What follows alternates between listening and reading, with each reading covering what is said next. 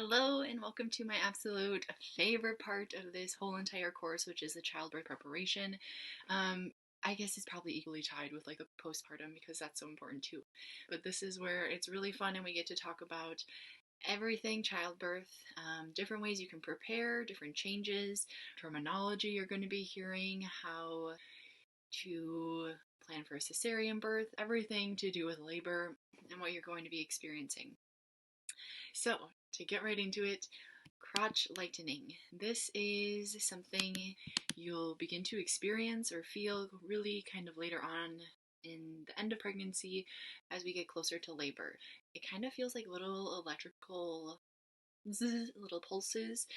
It's the pressure on different nerves in our body that kind of give us that little jolt. Um, Typically, this is like 2 to 4 weeks before birth happens, so kind of a sign that there's more pressure, things are going down. What happens is the baby itself actually drops further in the body as it begins to move like into the this picture is so as it begins to move into the birth canal. We have more pressure down there. You're going to notice it's actually crazy how visible it is. If you're someone who's been taking pictures week by week, take a picture when you start to feel this and compare it to a previous picture. You'll really see how much your belly has dropped as the baby's dropped. It does create more space for lung expansion, so you might be like, oh my gosh, all of a sudden I can breathe so much easier. This is what's happening. Your body's preparing and the baby's preparing for birth. And it is going to cause some more pressure, so you may notice you have to go to the bathroom even more frequent. Yeah, just kind of one of the signs to look out for. Just kind of a interesting experience that all mothers, women talk about and report before birth. Cervical changes. This one is a video I'm going to have you watch in the portal. It's going to talk you through the changes of birth and really the positioning of the cervix. What happens to the cervix during labor and leading up to labor. Remember that the cervix is not a crystal ball, so it's not going to predict exactly how much longer until you give birth, how much longer labor is going to take. Every body is different. And I know we talked about it in the last one, but really, like, I've had clients go from, you know, 1 to 6 centimeters in a couple hours. I've had clients sit at 3 centimeters for several weeks. It doesn't tell you much about how your birth experience is going to go. Every body is different. Everybody's mentally and emotionally in a different stage for their preparedness. It's really a mind over matter thing. So we're going to be tapping into the mind to release that tension, to allow our cervix and body to help us in birth. But this is going to really give you that background information, some terminology, so when you hear the doctors talking, if you're getting your cervix checked, different term, like using maybe vernacular you're not familiar with. This is going to help you know exactly what they're talking about and what's happening in your body, which I think is pretty cool. The kind of a stereotypical sign of birth is really the breaking of the water. Medically, kind of professional terminology is rupture of membranes. So, like movies, TV shows, we picture someone's at the grocery store and their water breaks and there's water everywhere, and oh my gosh, I'm in labor. And before that, they had absolutely no clue. That really doesn't happen that way very often. Most often, we're going to start to feel contractions happening. Your water may not even break until like right before the baby's born. Also, depending on where in the uterus the amniotic sac, the kind of bag of waters, has been punctured, is going to depend if it's able to come out. If your baby's head is sitting in the pretty well in the birth canal, it's not gonna have any way to get out. It will all be released at birth.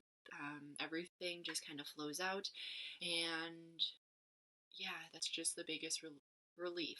The best feeling is birthing your baby, and it's just like magic. Um, it'll happen if there's enough pressure from the baby on the amniotic sac. And when it does kind of rupture naturally on its own, it's called spontaneous rupture. There is sometimes where medical practitioners will go in. It's like a little hook. They kind of hook onto the bag and pull it. It helps to speed up labor often, as the baby who was in this water world is now losing that. It's going to help to kind of get things moving, your body and baby working together to get into the world a little bit quicker. Amniotic fluid is also kind of cool because it really tells you a lot about the health of the baby, what's happening inside as it's going through the birth process. It doesn't really have like a smell or a scent. If it does, it could be like due to infection of the fluid, which often really happens in like prolonged labor, lasting several days, or if a lot of people are putting their fingers and things up there, which could introduce that infection. Otherwise, it really doesn't have a smell. And so there's a few things to look for. Natural, normal, healthy amniotic fluid is going to be relatively clear, maybe a little bit blood tinged, like a little pinkish here and there. Really, that wouldn't be anything to be concerned of. Oftentimes, we also see like little white specks floating in it, just kind of normal variation, nothing to worry about. If it were to be like extremely blood tinged, often where the blood is coming from is the placenta, and maybe it's starting to detach, or there's a puncture somewhere, something's happening. That may be kind of a sign of something more serious. Also, if it appears to be green or kind of brownish, that's meconium. Meconium is the newborn's first bowel movement, kind of everything they've, in a way, kept in your body. It's going to come out. It's like a dark tar. It's a sign that the baby could be stressed, may require intervention. Think of it. It's really getting a lot of pressure and squeezed out of there. It's pretty normal for it to poop inside of you. There is a potential of aspiration of the meconium by the baby, which could need a little more attention, just attention and care postpartum. And yeah, clear, white specks, a little pinkish tinge, you're all set. Interventions. There are so many interventions. We've talked about a lot of them throughout the other videos. Continuous one-to-one support emotionally has been the only one that's proved to really improved outcomes and the less need of any medical interventions. There's this cascade of interventions which we talked about in the last what was it, third trimester, gosh, talking about the medical intervention process. So just to walk you through an example of like every intervention, kind of an extreme situation to look out for if you're really looking to have a natural birth.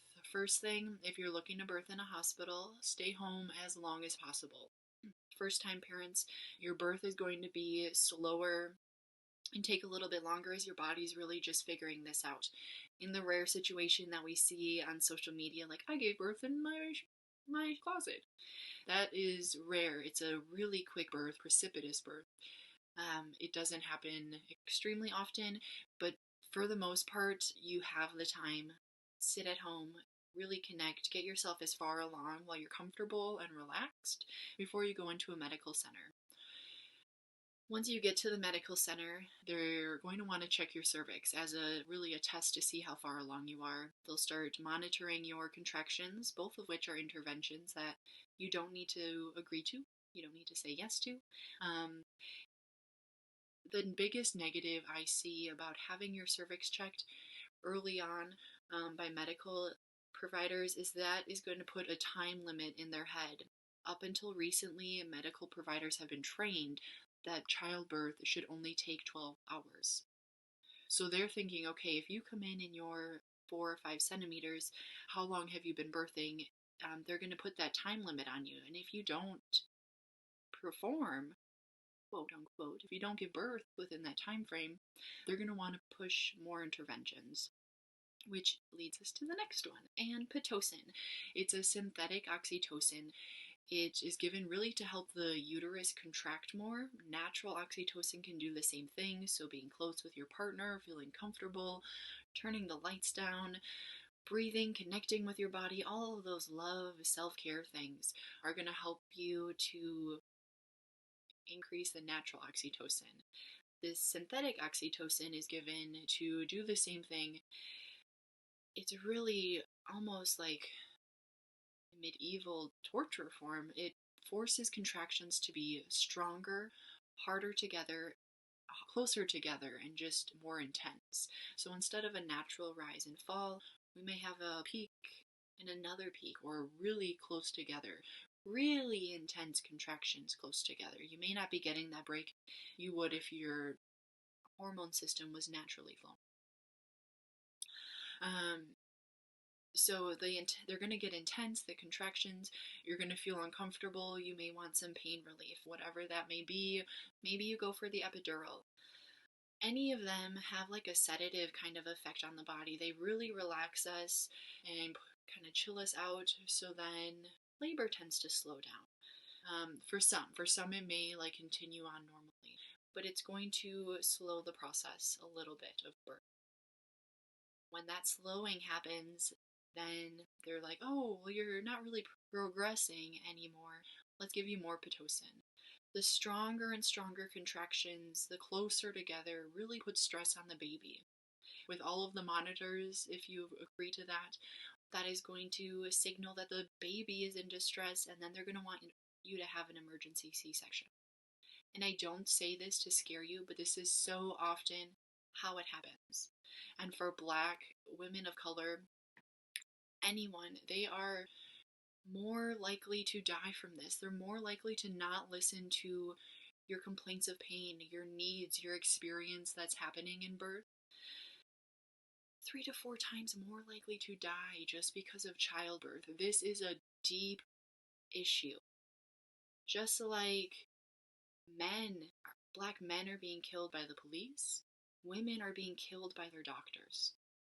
If you're a woman of color, Black person, anywhere on the spectrum, I completely extend my support and my birth services, because you deserve it and need it more than anyone.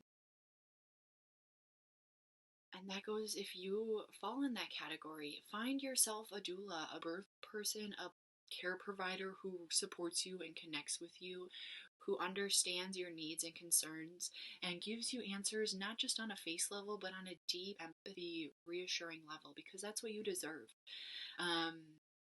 As I record this, the whole George Floyd thing is happening, and it's really even more made my focus aware on the way we can better serve Black women of color in the birth center. So, caveat, side note, if you're passionate about birth, this is an issue we can be more vocal on, and that we can stand up for our sisters to support them as well. And I step off of my soapbox. Baby's first dance. So these are the kind of first movements, the first dance that the baby has as it makes its way out. So first, see how far we can get this. So first we're going to have, this is your pelvis. Here's like a ligament. So relaxin is going to work to kind of give this more give, so it can open and close a little bit if it needs to. It moves however the baby needs. First we're going to have our baby here. It's going to start engagement, which is moving into the pelvis. Sorry, baby. And descent. So it falls past the ischial spines, or like these parts here. So it's moving into the birth canal. There is a flexion. So the head, let's see if I can do this. The baby's head presses up against its chin, so it can get, I mean, this isn't a very large space, and where it's really going to struggle is getting around this tailbone. For you who have back labor, it's going to be the baby's head pushing on your tailbone that causes that. It really impacts the whole lower spine. Being on your hands and knees is a great way to get some of that pressure off. Side note, for those of you with back labor. So once the baby's head is in, it's going to rotate about 45 degrees. So here we have the baby entering, and then it's going to rotate. This is so the smallest part is able to make its way through.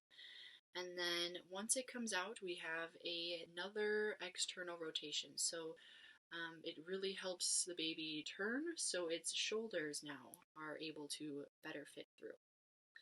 Then the last is expulsion, and the baby is born. Station, so -3 to +3. If you hear, and this is something you're more going to hear like a care provider say, so if you like overhear this and you're like, what are they talking about? What's a station of my baby? This is what is happening. At a -3, the baby has not yet entered the pelvic region. +3 is crowning, so we can see the head of the baby. That is the baby's first stance that it makes with you within your pelvic to make its way out. And sometimes it's kind of nice to be able to kind of imagine this in your birth experience. You may even feel it. Some women can feel each of these steps happening. That's a really beautiful, deep connection to your baby as it's born. Excuse me. Breech baby. So there are a few different kinds of breech. Complete breech would be like both feet are coming out of the, that's what we see coming into the birth canal. There's also incomplete breech, which would be like baby's kind of doing a splits, just one of its legs is coming. A frank breech is when we have the baby's butt coming out first. There's not a single one of these that requires you to have a cesarean birth. Many women, even midwives now, are really well practiced in birthing breech babies. Think about our ancestors, our great grandparents, who were birthing at home primarily. That was your only option to birth at home. You know, it does happen. Babies are breeched. They were born at home totally fine. Of course, it's going to be easier and safer for the baby to come out head first. That's just what we more typically see. So there are some ways to reposition. An external cephalic version is where under the guidance of a hospital and an ultrasound, they're really watching the baby through this. A doctor is going to push on your belly, push on the baby to try to turn it to the right position, head down. And I hate using like right position. It's the easiest position to birth in. It's not the only position the baby can be in. There is only a 40 to 70% success rate of the baby staying in that position. So it's not like a cure-all. It can be really uncomfortable as a lot of pressure is put on your abdomen and your belly. A forward-leaning version, similar to like a child's pose where we're kind of sitting like frog-legged and we're leaning up against a couch. That angle, babies can tell. They're really more aware than I think we give them credit for. It's going to help them kind of feel they have like this awareness that they're supposed to be head down. So leaning at that angle gives them kind of a signal like, oh, I'm facing the wrong way. I need to turn. There's also, if you have like a strong solid board up on a couch and at an angle and you're laying on that with your head closest to the floor, your feet kind of up or on the side to stabilize you. That's another way for even more of an angle. The Webster's technique is something you can do through your chiropractor. They work with the ligaments and the hip bones to make sure everything is aligned. Sometimes the baby can't turn because there's like a misalignment in our structure that's keeping them from making that rotation. So sometimes creating more space within the pelvis itself creates that space for the baby to turn. But again, breech babies don't mean anything negative. It's just a different presentation that the baby is coming into this world with. Focus and comfort measures, another video just to talk through some comfort measures to take during birth, some things to try, where to put your focus and energy, because our mind is going to be the most important thing. You can find this one in your online course material. And then we have the contractions. So I know we talked about them a little bit with interventions. They're really the muscle of our womb. They begin soft and slow, really feeling like menstrual cramps, and they build up towards waves crashing down to help bring your baby earthside. In early labor, contractions are going to really ebb and flow. They may start to feel consistent, and then you have a 2 hours of nothing. They may build up and slow down, or maybe they're slowly, kind of consistent, but really far away, not timable. Bringing your partner into timing your contractions is a great way to help them feel like they're doing something, like they're involved. It also kind of connects you to each other during the birth process, which is always beautiful. Get the oxytocin flowing. Um, you'll want to start timing when you feel that they're beginning consistent, but I wouldn't stress, because in early labor, especially for first time moms, it is going to be sporadic. It's going to ebb and flow. Sometimes getting too wrapped up in timing them and being so focused on that and not relaxed and just in the moment, in the experience, can slow things down. So just allow your body to do its thing. There's 2 apps that I really recommend, a contraction timer, and there's an easy contraction timer. I believe they're free downloads, but essentially you're going to be, it's just like a little timer on your phone that helps you keep track of contractions. So you're going to start the timer when you feel one contraction beginning, and then stop it when you feel the next one beginning. And there's prompts in there. It's like start contraction, stop contraction, start next one, or whatever it may be. Every app is a little bit different. But that's how, some useful ways. Have your partner download it, work with them through breathing when things get more intense. In early labor, walks are really great to keep things moving, relax the mind and body.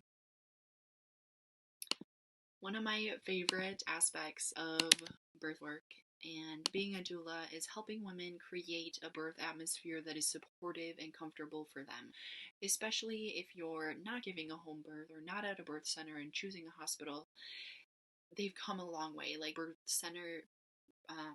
birth center within the hospital of all of my local clinics in central Wisconsin are really incredible. They're like little luxury apartments. They have beautiful bathrooms and tubs and showers, and it's really awesome. Like, they've tried to make it more comfortable and relaxing rather than just a sterile birth environment. But you're still seeing a hospital bed. There's still this medical equipment, maybe IV poles. So yeah, it's fun to create something a little special and comforting and magical in that space, because just like animals, we really like to be given space when laboring, and too much motion, too many interruptions, too many nurses and doctors and everything can impact the birth process and slow it down tremendously. My biggest suggestion is turn down the lights. Make it as dark as possible. Close the curtains. Our bodies release more oxytocin and really relaxing, healing hormones when it's dark. Birth, we need it dark. The whole thought process that we're any different than another mammal birthing is we are mammals. We're birthing as mammals. We need dark, we need seclusion, we need our space, we need quiet. When we have too much light, too much action, we start to run on adrenaline rather than the oxytocin and relaxing hormones. So turn down the lights, make the room as dark as possible. If you'd like, you're in a hospital, bring some fairy lights or battery-powered candles, a diffuser if essential oils are your thing are nice, a Bluetooth speaker, maybe a laptop to play your special playlist, or I've even had families create like slideshows of their dog or family trips, things that really brought them joy, and they played that with some music throughout the birth. If you're someone who is planning on trying a natural birth and that's your intention, I encourage you to create a safe word with your birth team. So anything that comes up, I've had pineapple, flamingo, anything you like wouldn't normally say, but this is really great way to be able to express yourself freely and complain with a clear boundary and direction for your birth team of when you're really being serious and this is really getting too difficult and you would like some form of pain relief. Just a clear way it takes the pressure off of feeling like there's something you can't say, like you can't complain, you can't voice the struggles or the experience without somebody feeling like, do I need to get a doctor? Do they need pain meds? It creates a clear boundary, clear expectation for everyone. Of course, only if you're like really intending to not. If you're intending to go full medical support with the, pain relief, you may not need that or find it as helpful. Monitoring is one of the first interventions we talked about. So as soon as you come in, they're going to put either, it's pretty typical, I think we've all seen the pictures of like those pink and blue kind of elastic bands and the two Dopplers kind of bulbs on your stomach. One of them is to keep track of the baby. Another one is to really pick up and help monitor your contractions to see how quickly or slowly those are happening. Some hospitals, most of, I think, the local ones in Wisconsin, have wireless monitors. They're just like a little blue square and sticky pads, so you can move around freely. You're not tied to, because with the band ones, you are connected to a machine. They can be really uncomfortable during labor, so the sticky ones are great. You have freedom of movement, not these elastic bands around you. You can go in the water, you can walk the halls, whatever you need to do. Continuous monitoring is an intervention that you don't have to agree with. It is going to limit your mobility, so consider bringing a yoga ball if your hospital doesn't have one. They're great because you can stay sitting in a vertical position to have that gravity help you, but also just kind of roll around. Sometimes it's those little shifts that help a baby make its way further into the birth canal. Just really the tiniest things can make a huge difference. For those of you who have a planned cesarean birth, I have information for you in the online portal. For whatever reason, if it's planned for medical reasons, schedule reasons, whatever it may be, that's absolutely your choice. This document is going to kind of talk you through different things to expect and ways to prepare for a planned cesarean birth. Hydration during labor is so important, as it is anytime throughout pregnancy, but especially in birth. Birth is a lot of work. Our bodies kind of shut down on our hunger and thirst cues, so we're not feeling them as often. If you have been tested for the group B strep and you came positive, you're going to have an IV anyway, and they may just be putting in some, solution, saline hydration stuff as a precautionary measure. And just a reminder, if you are, some hospitals, kind of that's their first action is to hook you up to that because they know you're not going to be drinking as much. To help IV, already have that in place. Also, in case if something medically were to go extremely, downhill quickly, they have something to quickly swap out the bags and the fluids and everything is good to go. However, if you're not a high risk birth, there's no real medical reason, you can refuse the IV entirely. It's your body again, it's your choice. It's going to limit your mobility. It may be uncomfortable having that in your arm, even in bed, rolling side to side is going to be a challenge.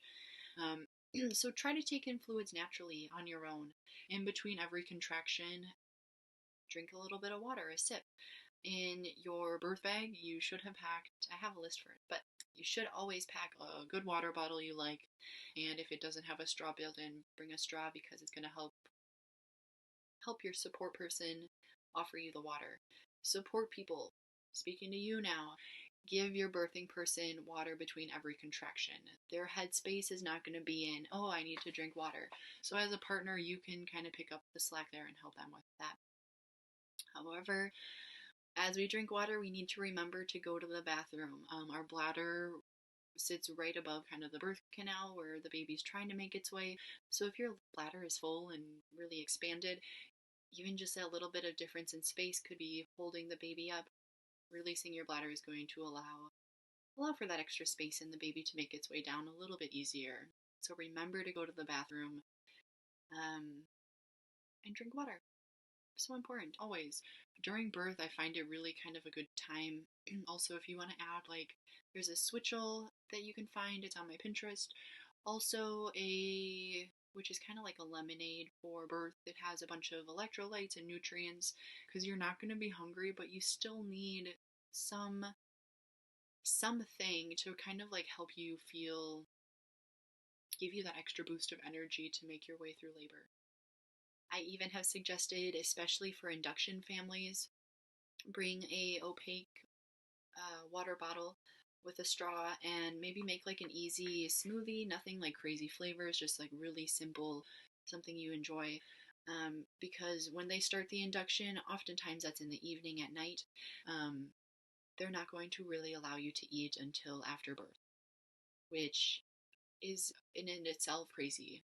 The thought process behind it is if you were to all of a sudden need anesthesia or major surgery like a cesarean, they don't want to have that chance of you throwing up or you getting sick and choking. But think about this for a second. Hospital, like say a car accident victim needs to get rushed to the hospital, they need to have surgery, they're really been injured, but they just ate a hamburger before they went for a ride. They can work around that. We've come so far in modern medicine that is like the least of our worry is choking. It's like a minor thing, a setback, but it doesn't, we're prepared for it. I would hope that my hospital can manage someone choking or vomiting, um, and be able to save them from that. If you're going to be slicing me open for a major abdominal surgery, that should be like a baby step. Total personal opinion, but it's really up to you to voice your concern and communicating your needs throughout this whole experience. Epidural is another video I have in the online portal. If you're considering an epidural, kind of on the fence or just unsure of what exactly is happening, check this out. I will say that epidurals they do have a sedative in them. It really calms you down, makes you really sleepy, groggy. It can also have that impact on the baby and make it really sleepy and groggy, as kind of negative things. This one also discusses just exactly what the process is. As a caveat to that, I will say I have attended a beautiful birth, which with the use of an epidural, and it was incredible. She had she had been induced, so things were really intense when I had got there, and within an hour or two, she was like, I do want to start the epidural, and we did, and she was, I don't know, maybe 3 or 4 centimeters, and she jumped up to 9 within like an hour, maybe 2 hours, because she allowed herself to be so deeply relaxed that her body could just do its thing, open up, and get ready to bring the baby into the world. So it does have extreme benefit if you're someone with a low pain tolerance, not feeling confident on your experience. It can help give you that edge of relaxation as well. What to expect when your partner's expecting. This is my absolute favorite guide that I created with my partner, and he kind of pulled things that he found really helpful. I pulled things that I kind of had wish he would have utilized. It's going to walk you through each phase of labor, which is the next video. But as a partner, it's going to walk you through each phase of labor that your birthing person is experiencing. It's going to tell you physically what's happening, emotionally what they're experiencing, what you may be feeling, and ways you can act to support them. No hospital gives you this information of how to support your loved one through each step. This is valuable information. If you're choosing to not birth with a doula, you just want it to be intimate and the two of you, this is going to be a lifesaver. All too often, I've seen birthing the partners, the fathers sit, just really unsure and uncomfortable. They see this person they love in so much pain and discomfort, they don't know how to help. This is going to be your guide. Print it off, bring it with you, save it on your phone. It's going to walk you through every step of birth and how you can be the most supportive. Signs of labor. This is another PDF. It's kind of a checklist. Print it off, have it on your fridge. If you're hitting all of those, labor may be imminent. The biggest thing, of course, if you have your water break, that gush of water, contractions become really more timed and manageable. You're having contractions. Let's just open it up because my mind isn't as sharp today.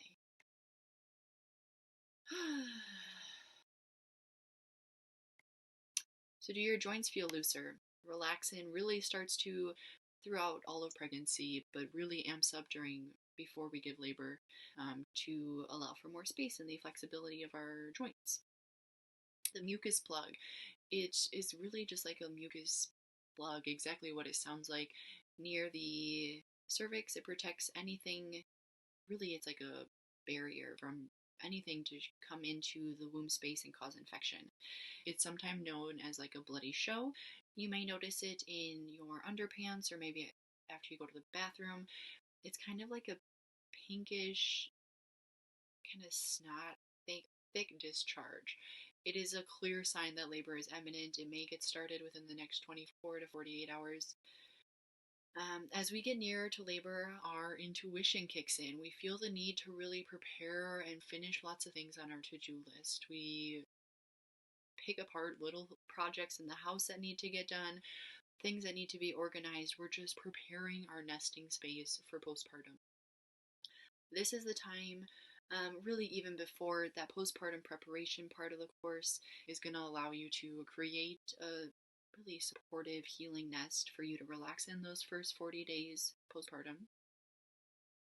Have your contractions been getting stronger and more intense, more frequent, coming quicker, more soon, more strong, all of those things?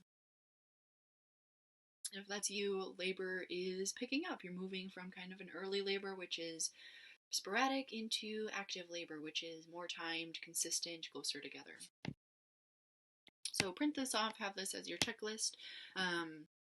Oh, I missed these up here.